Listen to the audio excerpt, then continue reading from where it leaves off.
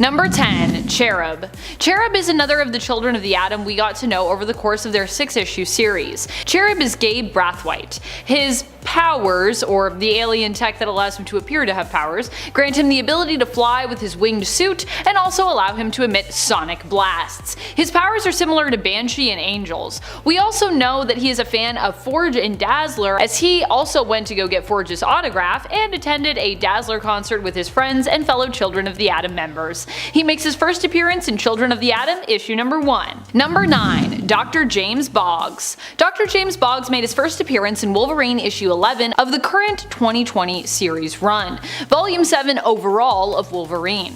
Dr. James Boggs was a doctor who was recruited by the Vampire Nation to study Wolverine's blood and find a way to use it to eliminate vampires' weaknesses. He began to question the morality of what he was doing, but then he was forced to keep working for Dracula and the Vampire Nation when they transformed his lab assistant into a vampire, and made him one of his test subjects. However, this also inspired Dr. Boggs to betray Dracula, causing him to join forces with Omega Red, who was also coerced into working with Dracula and the Vampire Nation initially, but decided to betray them in order to truly join forces with his new home of Krakoa. In the end, Boggs was killed, but the attack against the Vampire Nation was successful. He will likely be one of the main casualties in what will become an all-out war against the Vampire Nation. And friends, before we move on to this next spot, if you are loving this list and you want more X-Men lists, yes, be sure to let us know by giving this video a thumbs up. Number 8. Nighty Nightcrawler. So I know that technically everyone still keeps calling him Daycrawler, but Jason Thomas himself insisted he wanted to be renamed Nighty Nightcrawler during his time on the Children of the Atom team. And so I'm going to honor his request. Nighty Nightcrawler it is. Jason is the younger stepbrother of Marvel Guy, aka Benny Thomas, and the two near the end of the series get to have a really touching moment where we learn that Benny really does care about his younger stepbrother, despite seemingly resenting his new family members and dynamic. Nighty Nightcrawler's powers also come from alien tech like most of the rest of the Children of the Atom, and like his name implies, they are similar to Nightcrawler Kurt Wagner's powers, allowing him to teleport and modified to produce Nightcrawler's signature BAMF sound. BAMF! Number 7. ULTIMATON.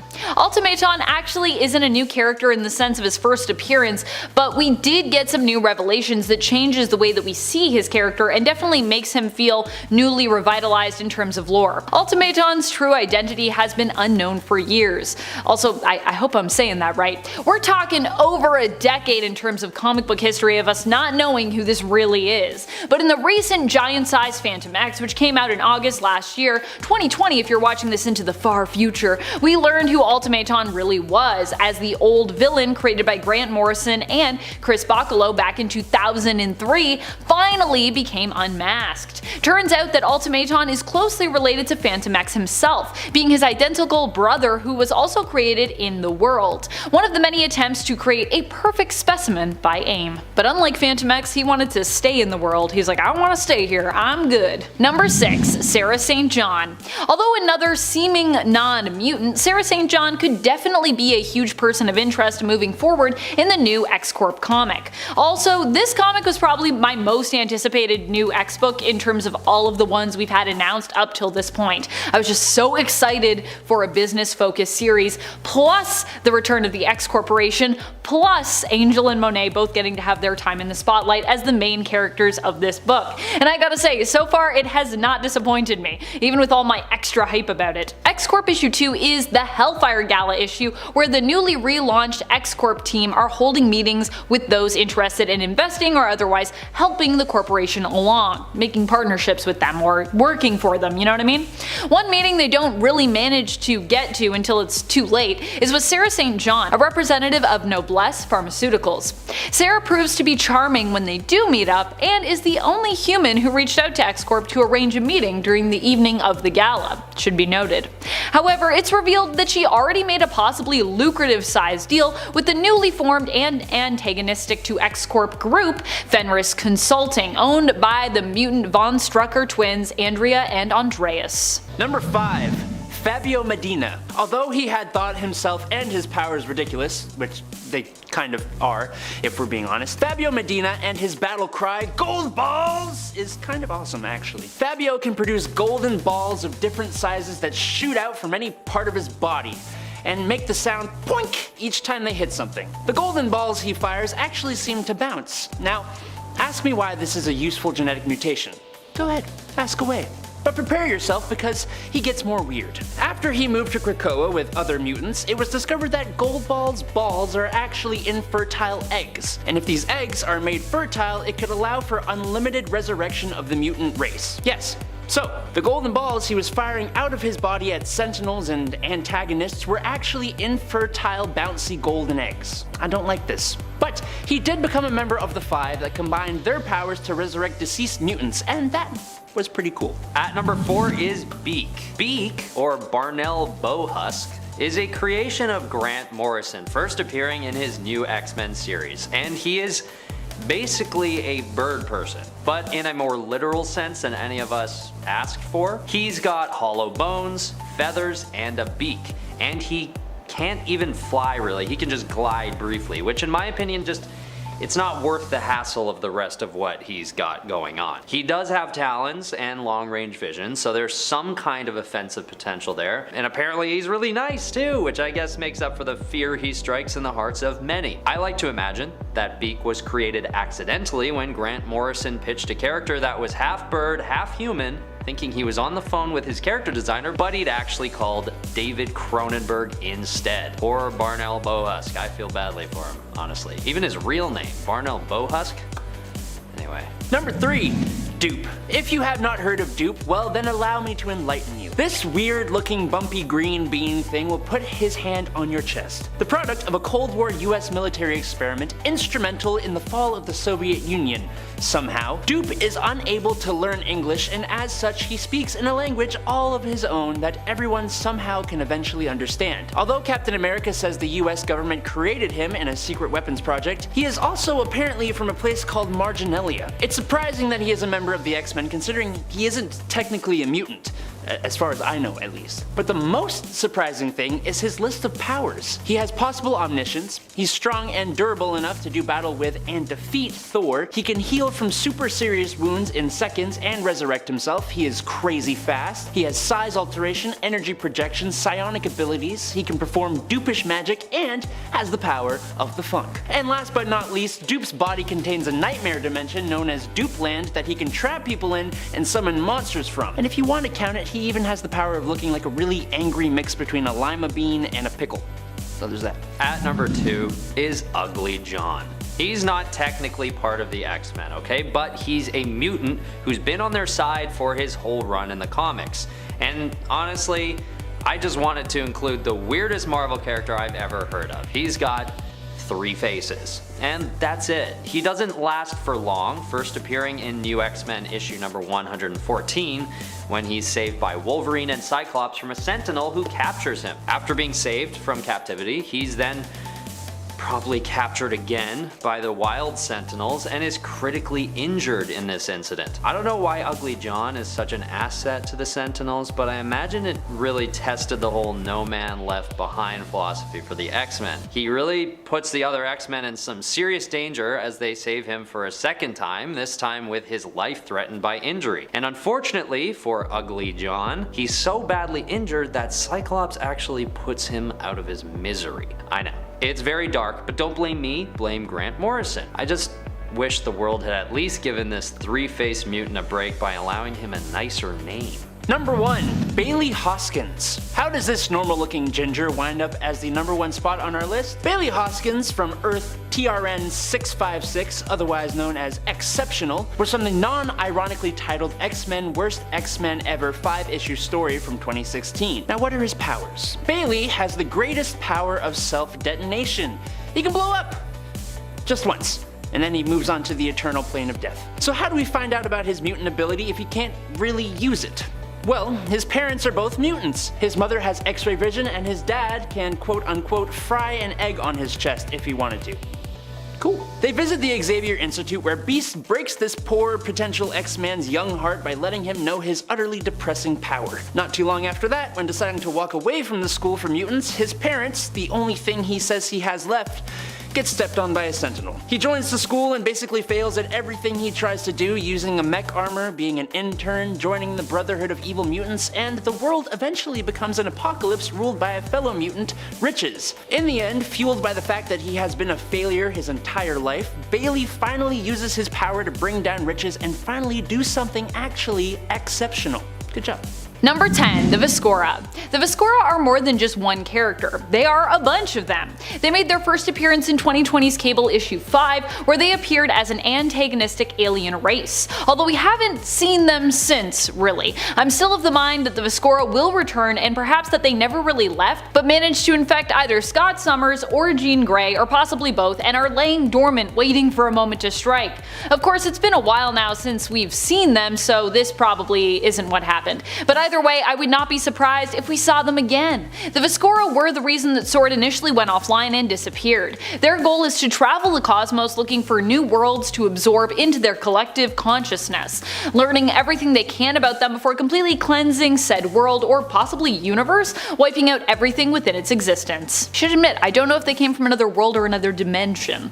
The portal that they come through kind of implies that they perhaps came from another dimension, but yeah, we haven't seen a lot of them. Number 9, Famine. Famine is another of Apocalypse's children, and originally 4 horsemen. Unlike Death, who I mentioned on our part 2 of this series, Famine was not as deeply involved in the Otherworld tournament, so we haven't got to know them quite as well as some of his more predominantly featured siblings. Famine, instead of being directly involved as a champion of Arakko in the Otherworld tournament featured in the Ten of Swords event, stayed behind instead to act as a representative and witness on behalf of Amenth and Arakko, watching the tournament unfold as a guest of Saturnine. There to witness the tournament and kind of argue about things going on. There was some of that happening. Number 8, Pestilence. Pestilence is the daughter of Apocalypse and another member of the original 4 horsemen. Pestilence probably has my favorite character design of all of Apocalypse's children, wearing a sun disk headdress atop her head that covers half of her face. Initially, I thought her head was just actually half sun disk, which greatly informed the way I imagined her character's voice in my mind, to be honest. But I'm still gonna keep it like that in my mind.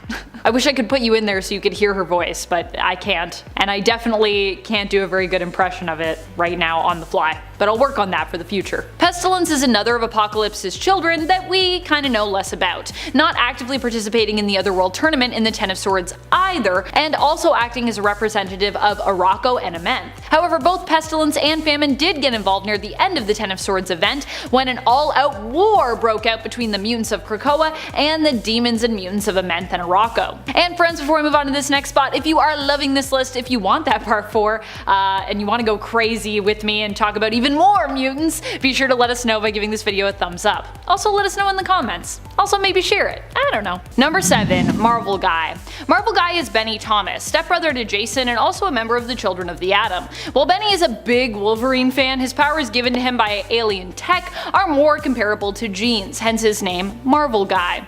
However, they are also a lot more restrictive than Jean's power set, which at this point allows her to do just about anything. Also, I don't know if you've noticed, but I also kind of feel like Marvel Guy's costume is a little bit more of an homage towards Wolverine, which I think is pretty cute. Like the other Children of the Atom, Marvel Guy has pieces of an older version of Magneto's helmet built in to protect him against telepaths. And he also possesses gloves which emit pheromones, allowing him to control and influence the minds of others. In most cases, he uses this to put his enemies to sleep, which I think is like the best way you could use those powers without being problematic, to be fair. Number 6, Jeff Bannister. Jeff Bannister is an ally and later friend of Wolverine's and a CIA agent who first appears in Wolverine issue number 1 of the current series and will likely show up again in the series in the future. He teamed up with Wolverine to learn the source of and put a stop to a deadly new drug that had surfaced called the pollen. Together, he and Wolverine tracked down the Flower Cartel and the Pale Girl, who was initially thought to be a shared hallucination brought on by the drug, though we'd later learn that she was actually a real person. Jeff Bannister also has a daughter who suffered from cancer. After Bannister worked with and befriended Wolverine, Logan was actually able to help his daughter by getting her immediate access to Krakoan medicines, which helped to cure her.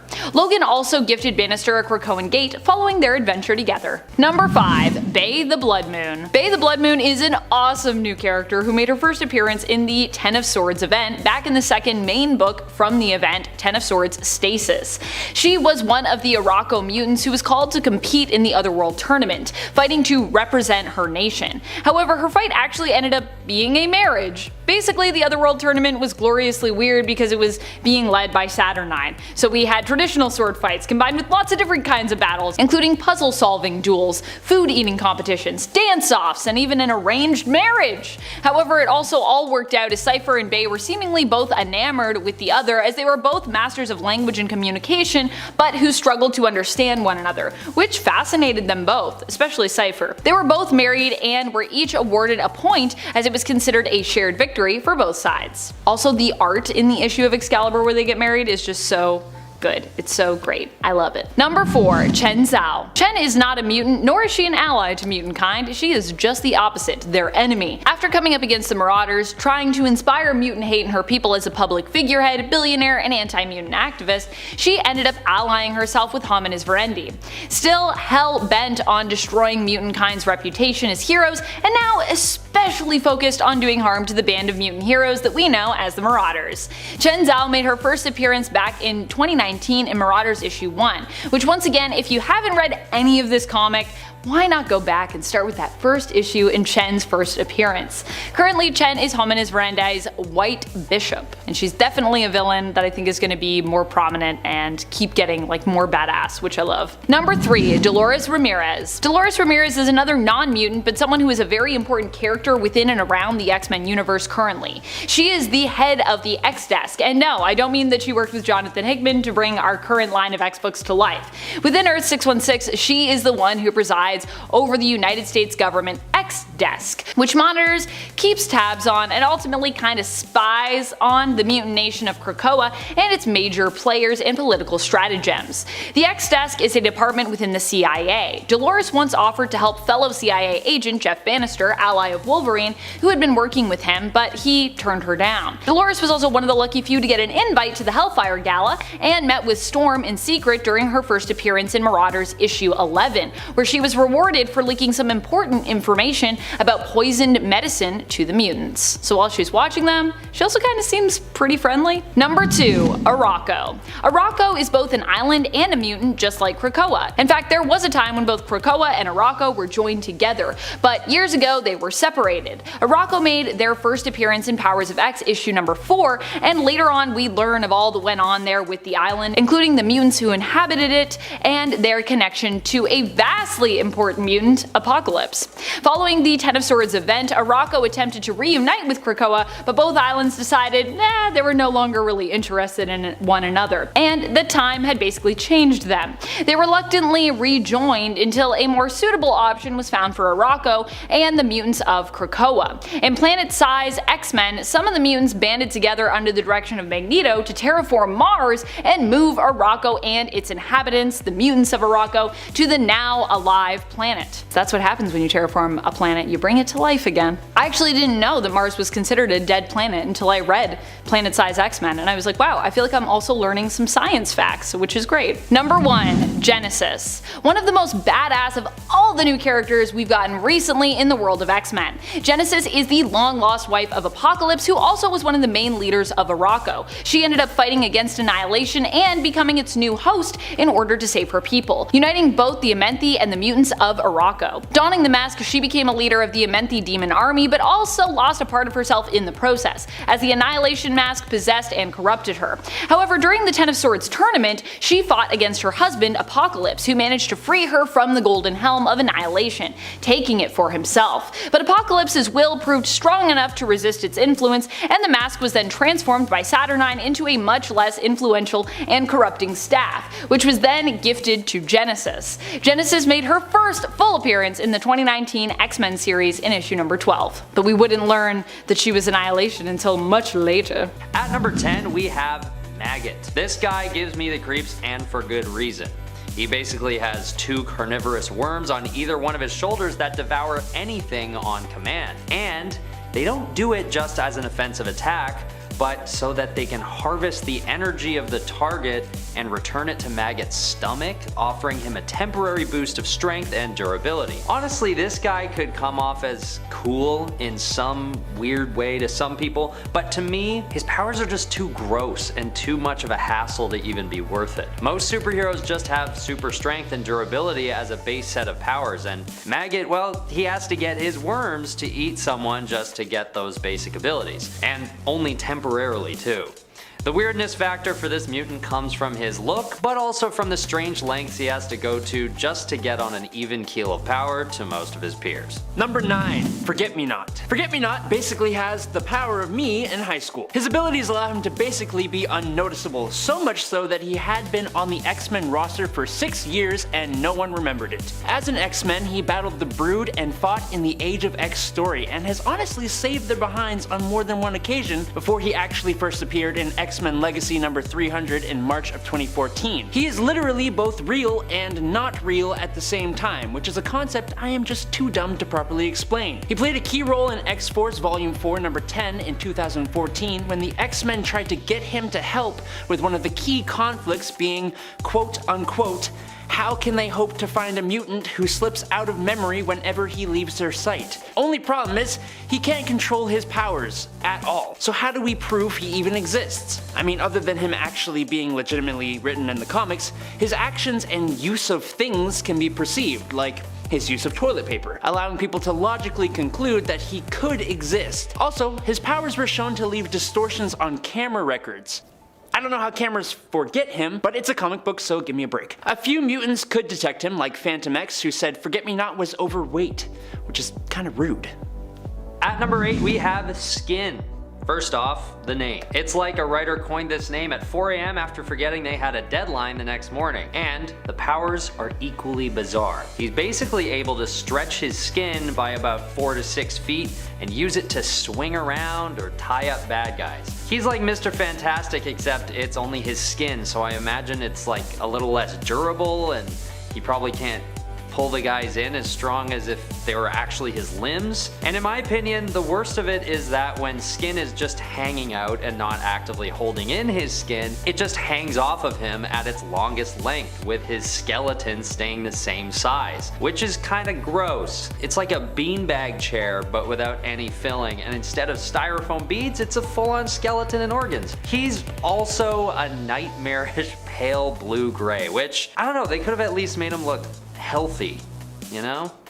Anyway, Skin at number 8. Number 7. Gimmick. Gimmick is a new mutant who first appeared and had her powers manifest in Children of the Atom. She was the one member of the team who actually ended up making it to Krakoa due to the fact that she was a real mutant, in addition to also being a major fangirl of the X-Men. But aside from her being a mutant, Carmen Cruz is also good friends with the fellow Children of the Atom, with Cyclops Lass, aka Buddy, probably being her best friend on the team and also her secret crush who she's in love with. Another thing that I love about Carmen is that she also is the person that makes all the costumes on the team, and she's super into cosplay, which I just think is like super cool and super cute. We don't have a lot of characters in the comics that are cosplayers, so I really liked that element. Gimmick's powers appeared initially to be similar to Gambit's, but this was all done using alien technology. In reality, when Carmen's mutant powers manifested, it was revealed that they were shapeshifting in nature and also granted her a healing factor. Carmen made her first cameo appearance in 2020 in Marvel's Voices issue 1, but would appear fully in the first issue of Children of the Atom the following year in 2021. Also, when she did have her Gambit powers, is pretty cool because she was like throwing basically little like clothing pins, if that makes sense, at people, which I love. Number 6. Maxime and Manon. Maxime and Manon are relatively new characters and mutants who appeared within the last year, but we also now potentially have a different version of them in the current X books. They're likely from a different continuity due to what we learned during the Dawn of X period of the current line. There's like a version of them I think that's like 616, and then there's a version of them that doesn't actually have a reality number officially yet, but yes. Maxime and Manon, as we see them in the current timeline, are a brother and sister who together can heavily manipulate and warp the minds of others. Maxime can manipulate the emotions of his target, and Manon can manipulate and alter their memories, making the two a powerful duo when working in tandem. Maxime and Manon once served Ahab, being brainwashed into using their powers to make hounds for him. However, they would later be freed by by Jean Grey, and Cable would convince her to look after them.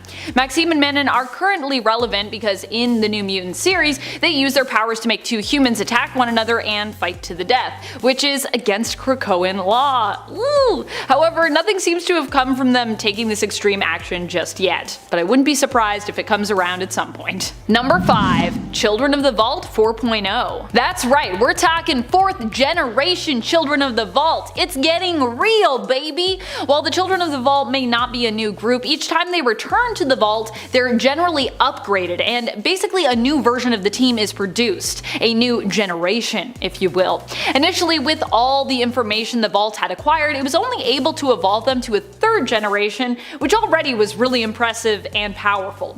However, after acquiring Darwin's genetic material for study, they were able to evolve even past that final stage, giving us the unstoppable 4th generation of the Children of the Vault. We saw this evolution of the team in 2019's X-Men issue 19, and boy are they scary. I cannot wait to see the X-Men face them again in the future. I'm sure that's gonna happen. I love when I see things in just the X books in general and I'm like, oh, this is gonna be a huge problem later down the line. Krakoa has so many enemies, it's crazy. Number 4. Solemn. Solemn is the one that I initially expected Wolverine to fight in the Ten of Swords event. I mean, I think we all did, but he didn't really. Solemn is one of the sword bearers of Arakko who was actually imprisoned when he was recruited. He was imprisoned because he had killed Bracken, War's husband, so War was initially reluctant in recruiting him, even more so when Solemn acted as though he was actually greatly needed and should not only be freed for serving as a champion of Arakko in the Otherworld tournament, but also deserved to receive rewards and gifts for his service. Solemn's powers as a mutant of Arakko grant him super strength and durability. His mutation is that he has adamantium skin. You can see then how he'd make a great match for Logan and why we were all expecting it to happen. Solemn first appeared in 2020's Wolverine in issue 6. He ended up teaming up with Wolverine and went to Hell when they both went to retrieve their blades needed to compete. Because they were in Hell, because Muramasa blades. As expected, he makes his return in Wolverine, where he ends up stealing Logan's Muramasa blade, which Wolverine used in, of course, the tournament. So now Solemn has 2 Muramasa blades. And everybody else has 0 Muramasa blades. Number 3. Ned.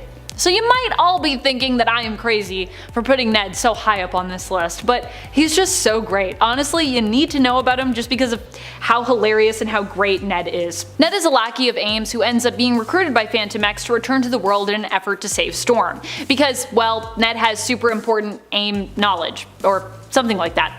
Ned ends up joining them in an attempt to save Storm from a version of the techno-organic virus, as Storm would rather save herself than give up to be killed off and resurrected by the Five.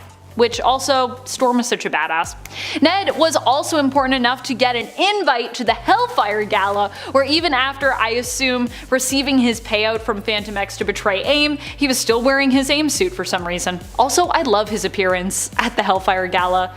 If you haven't checked out all those issues, you should go and just look who's in the background, because there's a lot of little treats for all y'all that might have been reading all the X books. Ned makes his first appearance in Giant Size Phantom X, and then of course returns when we see them go actually back to the world in Giant Size Storm. Number 2. War. War is another child of Apocalypse, and the final member that I'll have touched on of the original 4 Horsemen. The final one, if you will.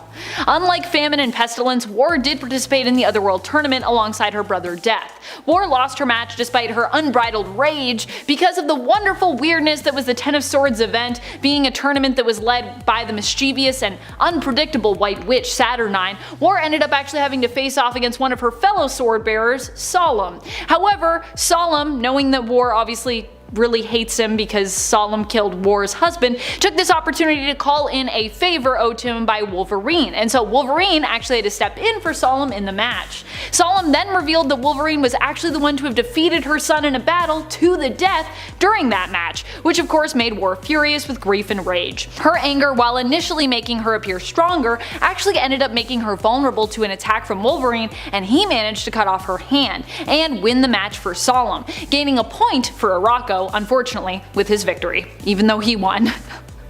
Bittersweet. Number 1. Summoner. Summoner was actually the character featured on our part 2 thumbnail, so for those who wondered who that was, here's your full answer. Summoner is the grandson of Apocalypse and the son of War and Bracken. However, Summoner is one of the characters who did not survive the Otherworld tournament. Summoner was one of Arako's sword bearers and champions. He faced off with Wolverine in 10 of Swords in the Otherworld tournament and lost against Logan, being killed with the Muramasa blade.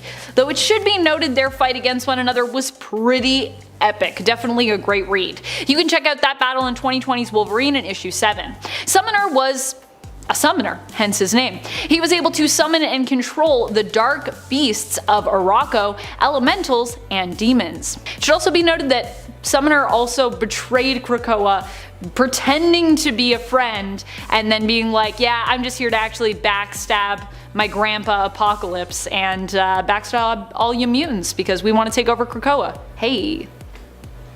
He didn't thumbs up anybody after though, just to be clear. Number 10. Louise. Louise is not a major character in terms of being a huge mutant or key villain to mutants in the current series, but she is someone who will likely end up becoming a close friend and ally of Wolverine's. She first appeared in issue number 1 of the newest Wolverine series that started in 2020. I actually remember reading that first issue when I was in New York City right before the world went crazy. Oh my, what a time. Memories. Louise is a member of the Night Guard, and while she dropped off after issue 1, as we keep coming back to Dracula and the Vampire Nation's going-ons in the Wolverine series, she too has resurfaced. Louise was given a suit by Forge to help slow her transformation into a vampire after she and her Night Guard were attacked and either killed or turned. She once more teamed up with Logan as they went head-to-head with Dracula and his loyal subjects, and likely she'll be back again as this slow burning story continues to be developed. In fact, I think this is going to be like the big story before the end of this current Wolverine series, whenever we get there. Number 9. Cyclops Lass. So Cyclops Lass might not be one of the most important characters on this list, but I still think she is a character you should get to know because, well, she's just a cool character. I really like Cyclops Lass. Cyclops Lass is Beatrice Buddy Bartholomew and is the leader of the Children of the Atom. By the way, it took me a minute to realize when I first heard of this fan-composed mutant-inspired teen hero team's name that their group name was another phrase used for mutants and even the X-Men back in the day. It's pretty cool when you realize that. Neat stuff. Cyclops Lass appears to have powers similar to the X-Men member and often leader, Cyclops, but in reality we learned that it was actually alien tech which gave her team their powers, allowing them to appear like mutants and like some of their favorite X-Men members. Still, Buddy is a cool character, and while Children of the Atom has ended, I do hope we get to see more of its team members. Buddy made her first cameo appearance in Marvel's Voices issue number 1 and her full appearance in Children of the Atom issue number 1. And friends, before we move on to this next spot, if you are loving this list, if you want more mutant lists, please let us know by hitting that like button. It really does help us out at the channel, and it lets us know that you want more X lists, which honestly I like giving you all the X-Men things, so yes, let's do it. Number 8. COSMAR. COSMAR is one of the new mutants, if that makes sense. She first appeared in issue number 9 of the newest series from 2020. Currently there are 2 different groups of new mutants in that series, the one based on the mutant island nation of Krakoa, who are truly feeling those outcast vibes right now, and currently are like the Shadow King's lost mutant kids, and the other traditional new mutant team who is more focused on space adventures and other international exploits. When Cosmar's powers first manifested, it resulted in the death of her parents. Her powers cause her to suck people into her nightmares, as she creates a reality warping sphere surrounding her. All those who touch or interact with it run the risk of being sucked in. And I believe Forge actually made her a suit as well, as Forge is just making everybody little things to help them with their powers, to help her sort of control those powers so that they wouldn't be so disastrous. Number 7. Eye-Boy. Not the first or last mutant to be called the lamest mutant ever, Trevor Hawkins developed his mutant ability after the Avengers vs. X-Men war in Wolverine and the X-Men number 19 in 2012. And well, his mutation is that Trevor is covered from head to toe in dozens of eyes. It's creepy, it's weird, It's actually more useful than you might think. Microscopic, telescopic, X-ray, night, infrared, and thermal vision are all things he is capable of. He can also detect chemicals, is an excellent marksman, and is skilled in nonverbal communication. He can basically read other people's behaviors and body language to almost read their minds, predict attacks, and read people's histories. All Sherlock Holmes-like. He can pinpoint weak spots in machines and people, is able to see past illusions and disguises, but to top it all off, the craziest and newest addition to his powers is solar blasts, meaning Trevor can emit intense bursts of bright yellow energy and focused beams of extrastellar force that cause sunburns and radiation poisoning. So yeah, iBoy looks really weird, sure, but he'll tell you your deepest insecurities and then blast you with radiation, so there's that. At number 6 is Choir. Choir, aka Irina Clayton, wasn't ever part of the X-Men, but studied at the School for Gifted Children, which I'm gonna count, for the simple reason that I wanted to talk about her. First appearing in the new X-Men issue number 119, Choir just has mouths all over her body, and the function for it is very unclear. In some cases, she's able to confuse her enemies by shouting things in all directions, but that's about it as far as I can tell. And I'm honestly not leaving anything out, that's really it. It's unfortunate because in these cases, the use of the word mutant becomes that much more accurate. Like, Choir is one of those X-Men that I feel badly for. Superpowers are supposed to be cool and make us wish that we could have them too, but this one is just, it's like a curse, you know what I mean? But honestly, that sort of goes for everyone on this list, and at least Choir seems like a competent and friendly person. So don't get me wrong, she could still have potential. Power doesn't always come from brute force, you know, it can also be achieved by becoming a good strategist or tactician, which she'll have plenty of mouths to yell orders at people, I'm sure.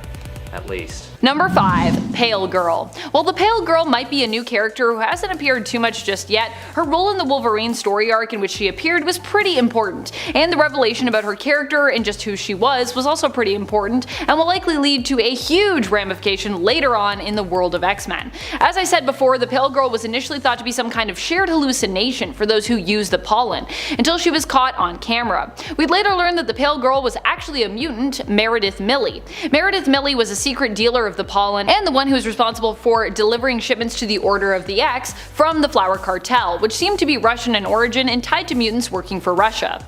The Pale Girl was the missing piece to this puzzle and was also revealed to be a powerful mutant who, while appearing ghostly, could also take control of the minds of her victims, bending them to her will. Number 4, Death. Death is one of the children of Apocalypse and his wife Genesis. He is one of the original 4 Horsemen members, which also adds an extra dimension to the fact that Apocalypse generally is referred to any of his 4 Horsemen groups formed thereafter as his children.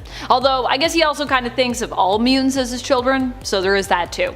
But Death is his actual and biological child. One of, anyways. Death ended up being the chosen champion for the Araco tournament. He fought against Storm and was defeated. Their battle and just focused on Storm and all of her struggles up till this point during it was amazing, and I wouldn't be surprised, as Death and Storm both also had a few flirty moments together, if we didn't see the two of them end up face to face again. I should also mention that Storm won her fight against Death while also being temporarily depowered. Yeah, because Storm is a badass. You can check out that fight in 2019's X-Force issue number 14. Recently, Death showed up in the current Wolverine series where he was approached by Logan and his vampire hunter friend, Louise, and asked to help them in their fight against Dracula and the Vampire Nation, to which he agreed. And if you're wondering, wait a minute, didn't he die at the end of the Ten of Swords tournament? He was like kind of torn apart? He didn't. He turns up in Sevalith later and he's alive. Don't worry about it, it's comics. I don't know if he's a vampire or he's just death so he can't die. I don't know. Number 3, Psylocke's daughter. Psylocke's daughter doesn't have a name just yet, but is a character that was hugely focused on in the Fallen Angel series. If you are a Psylocke fan and you wanted a quantum-focused series, I highly recommend you check out that series. Psylocke teams up in the series with X-23 and young Cable in an attempt to find out and rescue her daughter. In the end, Mr. Sinister is the one who ends up in possession of the child, who now leads a cybernetic existence within Apoth's remains, and uses her safety as a leverage in order to motivate Quantum MANON to work for him as the leader of his Hellions team. While her daughter might not have a name yet, at least I don't think we've seen her with one, she was featured in an illusion created by Mastermind that PSYLOCKE was trapped in issue 10 of Hellions. Another book that is a current recommended read for my PSYLOCKE fans out there. And hopefully her daughter will get to come back and we'll get to see more of her. I think that could be cool. Number 2. Iska the Unbeaten. Iska is the sister-in-law to Apocalypse, being the sister of his wife Genesis. Her mutant ability is probably one of the coolest out there, along with Domino's luck ability. Iska's power is that she can never lose. She was one of the chosen champions of Morocco who competed in the Otherworld tournament in Ten of Swords, and of course won against her competitor, surprise surprise, the current Captain Britain, Betsy Braddock. Her powers, however, seemingly forced her to change sides in the war between the mutant nation of Morocco and Annihilation's Amenthi demons. She abandoned the mutants of Morocco, joining up with the Amenthi due to the fact that the mutants had become the losing side, and her power prevented her from ever losing. So a little bit into her history there. I like Iska a lot. Number 1. Horticulture. Horticulture is probably one of my favorite new villain teams and groups of characters we've seen thus far in the current line.